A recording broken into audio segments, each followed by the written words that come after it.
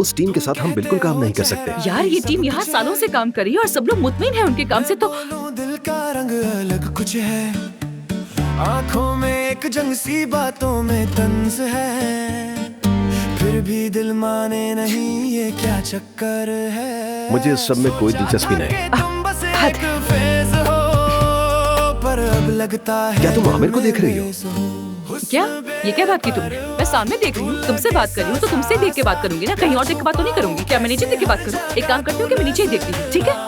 सामने दिख रहा है तो क्या करूँ? अच्छा ठीक है, इतना गुस्सा मत करो। दरवाजा बज रहा है, मैं जाकर देखती हूँ। आ रही हूँ। आमिर बताओ क्या हुआ है? मेरा हेयर ड्रायर टूट गया है, तुम्हारा मिल सकता है क्या? तुम भी ना। अच्छा ठीक है, लाती हूँ। खैर मैं तुम दोनों को अकेला छोड़ देता हूँ, तुम दोनों एंजॉय करो, कतंग नहीं करूँगा।